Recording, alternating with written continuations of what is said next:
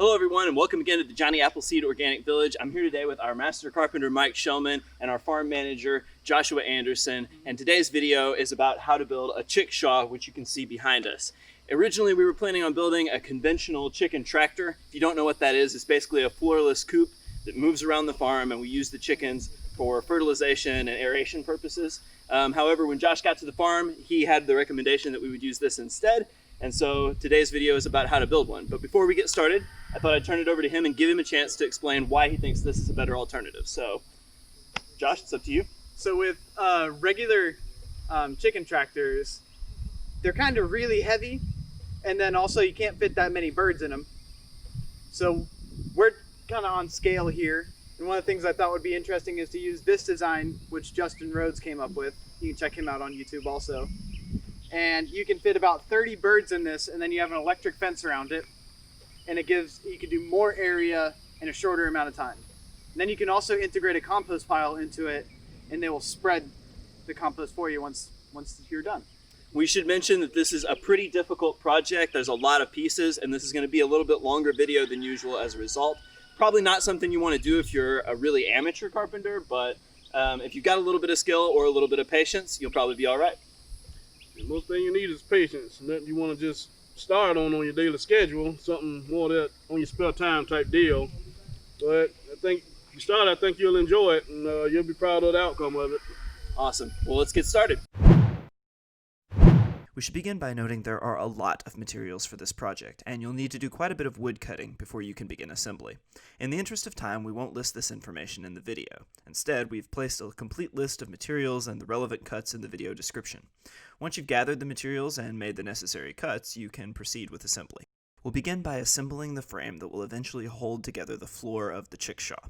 Once you've done that, you'll need to add supports to each edge, making sure to use a mallet if you need to make them fit snugly. Once you've assembled the frame for the floor of the chickshaw, the next step is to add 1/4-inch screen to the bottom.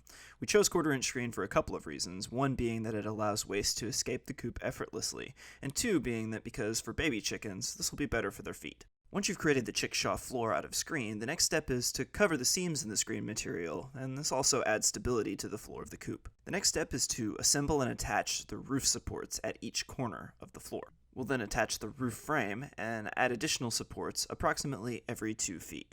The next step is to build the door frame. We'll leave 2 feet between the inside edge of the door studs. And don't worry about the door, we'll add that later. Using 11-inch boards to keep space, the next step is to attach the frame for the laying box to the rear of the chickshaw. Once the frame is in place, you can use the spacing boards for additional support. Once that's done, the next step is to attach diagonal supports to the side walls and on either side of what will eventually become the coop door. Once that's done, we'll step away from the frame for a bit and focus on building the nesting box separate and apart from it. Once it's assembled, we can attach that and add the locking mechanism. We recommend pre-drilling the mechanism holes to avoid splitting the wood. Finally, we can attach the nesting box seat to the frame at the interior rear center. And once that's done, we're going to add some nesting box supports. The next step is to attach a kickstand to the bottom of the frame. We did make a mistake here by attaching the eyelet a little bit too soon. However, if you're following along at home, just hold off and you'll see later in the video where it's time to add it. For the next step, we're going to need to turn the frame upside down so that the bottom of the coop is facing upward. Then we'll attach the wheel assemblies and, of course, the wheels themselves. While we have the frame upside down, it's also a good idea to attach what will be the permanent feet to the bottom. Once that's done, you can flip the frame back over and begin to attach the coop door.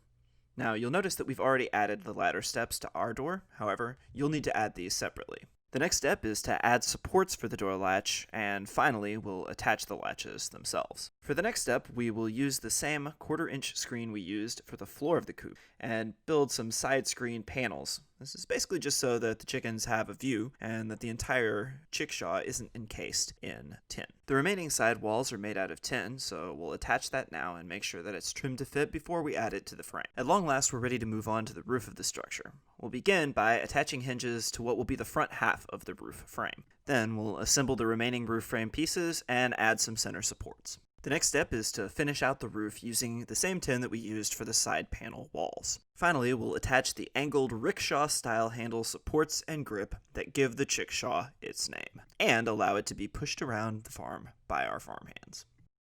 The Chickshaw is more or less done at this point, but there are a few final steps to finish out this project.